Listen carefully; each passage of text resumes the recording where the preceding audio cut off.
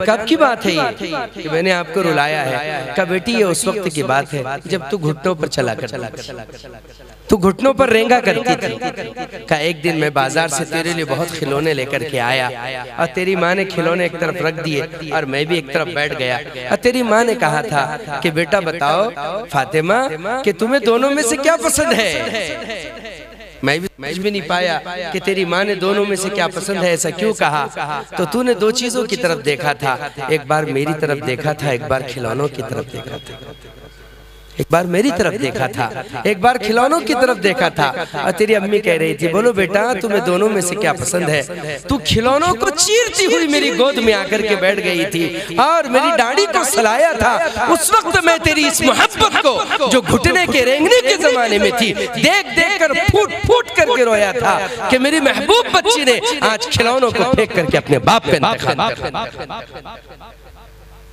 واقعتاً باپ کے پھٹتے ہوئے جگر کا لاوا ہوتی ہے یہ بیٹیاں، ابلتا ہوا خون ہوتی ہیں بیٹیاں۔ انہیں جب پتہ چلتا ہے نا کہ ابا کی طبیعت خراب ہے تو یہ بیچاری دوڑتی ہوئی چلی آتی ہے، سارے بندن سر کے پیچھے پشت ڈال کر کے دوڑ کے چلی آتی ہے، میری ابا کی طبیعت خراب ہے۔ حالانکہ نوجوان بیٹے ڈنڈلاف کے گدوں پر خراٹوں کی نیند لے کر کے سوتے رہتے ہیں۔ کسی نے صحیح کہا ہے کہ ناخلب بیٹے تو درد سر بنے، بیٹیوں نے سر دبایا دیر تک۔ رات بھر اپنے ابا کے سرانے بیٹھ جاتی ہے، پانی کی پٹیاں بدلتی ہے، ایک منٹ کے لیے آنکھ میلی کر کے نہیں دیکھتی، آنکھ جھپکتے ہوئے پلک جھپکا کر کے سو کر نہیں دیکھتی، ساری رات اپنے باپ کے سرانے گزار دیتی ہے۔ میرے ابا کی طبیعت خراب ہے۔ بیٹیوں کے ساتھ والہانہ تعلق ہوتا ہے، کس کا؟ ایک باپ۔ اس لیے بیٹیوں کو رحمت سمجھو، بیٹیوں کو نعمت سمجھو اللہ کی، بیٹیوں کے ساتھ خیر کا معاملہ کرو، بیٹیوں کے ساتھ شر سے نہ پیش آؤ۔ حدیث مبارک میں ہے جب کسی گھر میں لڑکا پیدا ہوتا ہے تو اللہ تعالیٰ عرش بری سے آواز دے کر کے کہتے ہیں کہ میرے بندے خوش ہو جا، دیکھ میں نے تیری مدد کے لیے تیرے گھر میں ایک آدمی بھیجا ہے۔ جب لڑکا پیدا ہوتا ہے تو آواز آتی ہے میرے بندہ خوش ہو جا۔ میں نے یہ حدیث کسی بہت بڑے عالم دین سے سنی ہے، آپ کو سنا رہا ہوں کہ میرے بندے خوش ہو جا، دیکھ میں نے تیری مدد کے لیے تیرے گھر میں ایک آدمی بھیجا ہے۔ اور جب کسی گھر میں لڑکی پیدا ہوتی ہے عرش سے آواز آتی ہے میرے بندے خوش ہو جا، دیکھ تیری مدد کے لیے میں خود تیرے گھر میں آ گیا۔ گویا کہ بیٹی کا پیدا ہو جانا اللہ کی نصرت کا آ جانا ہے، اللہ کی معیت کا آ جانا ہے، اللہ کی طرف سے خیر کا اس گھر کے اندر آ جانا ہے۔ عائشہ رضی اللہ تعالیٰ عنہ نے ایک مرتبہ سرور کونین سے پوچھا تھا آقا کسی کی 3 بیٹیاں ہوں اللہ اس پر اس کو کیا دے گا؟ محمد عربی صلی اللہ علیہ وسلم اس وقت محبت کے جمال میں تھے، آپ نے فرمایا عائشہ اگر کوئی باپ اور ماں اپنے اس بیٹی کا اپنی 3 بیٹیوں کا کسی بھلی جگہ نکاح کرا دیں گے، میں محمد رسول اللہ گواہی دے رہا ہوں اس کا ہاتھ پکڑ کر بلا حساب کتاب کے جنت میں لے کر چلا جاؤں۔ کہا آقا کسی کی 3 بیٹیاں نہ ہو 2 ہو تو؟ کہا اے عائشہ 2 والا بھی ضرور جنت میں جائے گا۔ کہا آقا کسی کی 2 نہ ہو 1 ہو؟ کہا وہ اگر اپنی بیٹی کا کسی بھلی جگہ نکاح کرا دے اللہ اسے بھی جنت میں جگہ دے گا۔ آگے علماء نے لکھا ہے اور اگر کسی کی بیٹی نہ ہو فرمایا اگر کسی کی بیٹی نہ ہو کسی غریب کی بیٹی اٹھا دے گا اللہ اسے بھی جنت میں جگہ دے گا۔ یہ ذات ہی ایسی ہے صنف نازک، جتنا رحم کرو اتنا کرم کو، لیکن یوں مت سمجھ جانا کہ بیٹیاں صرف گھروں میں چولہے اور چکیوں کے لیے ہے، نہ۔ افسوس ہوتا ہے لوگوں نے علم کو علماء کے لیے خاص کر دیا، دل کے پھپولے جل اٹھے سینے کے داغ سے، اس گھر کو آگ لگ گئی گھر کے چراغ سے۔ افسوس ہے اب کوئی مفتیاں نظر نہیں آتی، اب عالماؤں کو عیب سمجھا جاتا ہے۔ خیر القرون نہیں لوٹے گا جب تک تم قرن اول کو بڑے درد بھری آواز کے ساتھ آواز نہ دو۔ قرن اول کو پکارو، تمہاری کامیابی 2024 کی طرف جانے میں نہیں ہے، 1400 سال پیچھے جانے میں رکھی۔ ارے دنیا چاند پر چلی جائے افسوس نہ کرو، تمہیں تو 1400 سال پیچھے جانا ہے، ذرا قرن اول کو آواز دینا، تمہیں اس قرن اول سے ہی تمہاری کامیابی کے سروت ملیں گے، وہیں تمہارے تار جڑے ہوئے ہیں، پیچھے ہٹتا ہوا قدم تمہیں سنتوں سے ملائے گا، رسول اللہ کی سیرت سے صحابہ کی صورت سے ملائے گا۔ اللہ اکبر. آپ 587 کی کوئی شاید آپ نے مدارس میں دیکھے ہوگی فتاوی کی کتاب.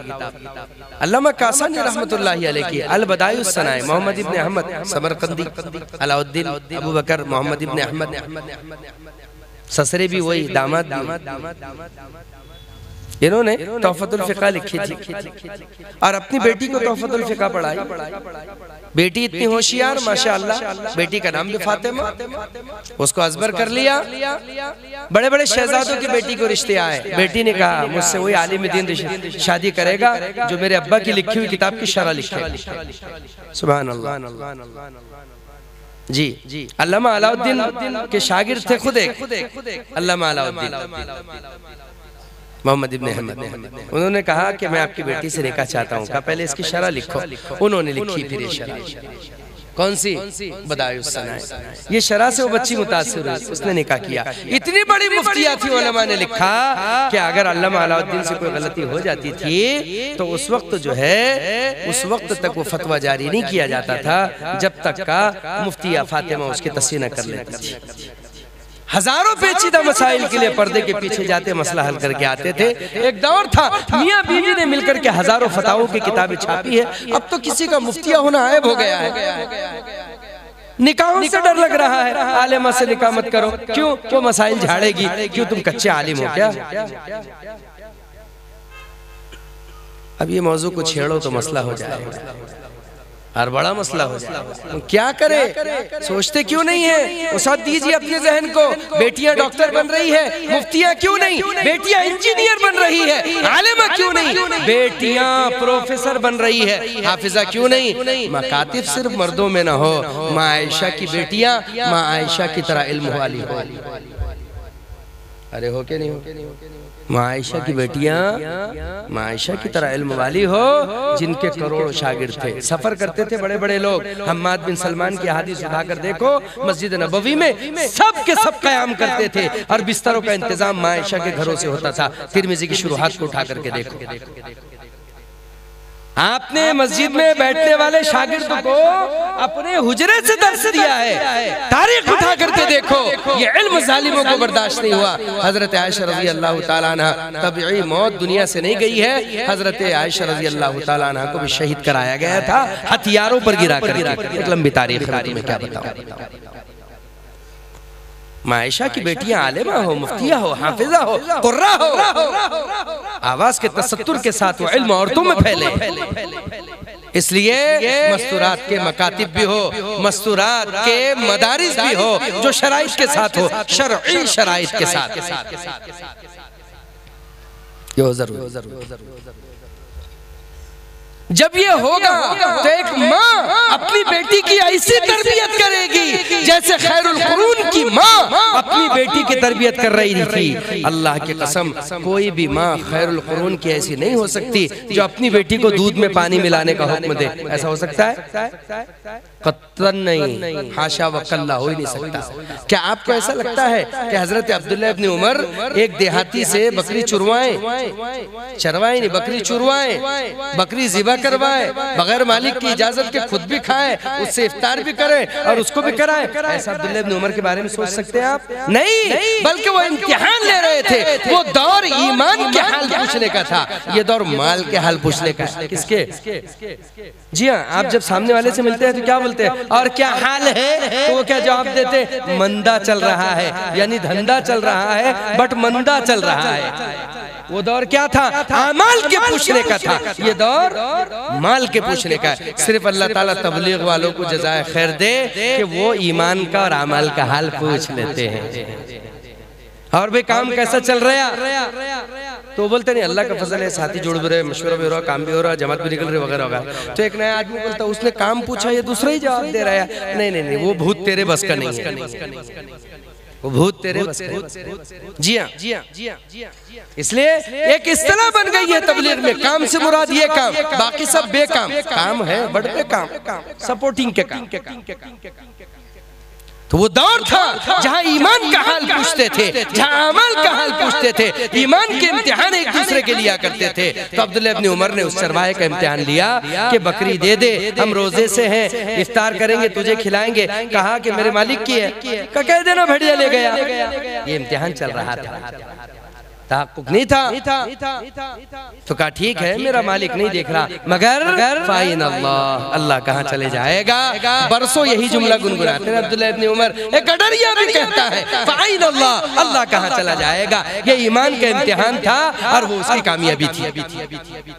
ماں کہہ رہی تھی اپنی بیٹی سے، اے میری بچی دودھ میں پانی ملا دے، اللہ کی قسم کھاؤں تو حانس نہ ہوں اس کے اوپر۔ ایک ماں خیر القرون کی اپنی بچی کو دودھ میں پانی ملانے کا، خدع اور دھوکے کا کبھی حکم نہیں دے سکتی، اپنے بچے کا ایمان ٹٹول رہی تھی اور یہ کہہ رہی تھی دودھ میں پانی ملا دے۔ تو وہ بیٹی کہہ رہی تھی اماں کیا تم نے، اما سمعتی یا امی، میری ماں کیا تم نے یہ نہیں سنا کہ امیر المؤمنین نے منانا بہذا، ہمیں ایسا کرنے سے منع کیا ہے اور کہا ہے من غش فلیس منا، کہ دودھ میں پانی نہ ملاؤ، لوگوں کو دھوکہ نہ دو۔ تو کہا امیر المؤمنین کہاں دیکھ رہا ہے، یہ ماں امتحان لے رہی ہے بیٹی کا۔ تو بیٹی کہہ رہی ہے امیر المؤمنین نہیں دیکھ رہے تو کیا ہوا، امیر المؤمنین کا اللہ تو دیکھ رہا ہے۔ اور واقعتاً امیر المؤمنین کو اللہ نے وہاں لا کر کھڑا کیا تھا، ادھر واقعہ گھڑ رہا تھا، ادھر فلم چل رہا تھا، اور اللہ تعالیٰ چاہتے تھے کہ عمر تو دیکھ لے، تیرے انصاف کا اثر گھر گھر میں یہ ہے کہ تیرے پیچھے بھی تیری نصیحت پر عمل کرنے والے ہیں، تیری نسل کا عمر بن عبدالعزیز یہیں پیدا ہوگا۔ نظام تھا، قدرت کا نظام چلایا۔ تو ایک ماں اپنے بچے کا امتحان لے گی جب بات یہاں تک آئے، ورنہ تو اگر ماں اپنی بیٹی کی صحیح تربیت نہیں کرے گی، غلط سپورٹ کرے گی، نتائج میں کیا ہوگا؟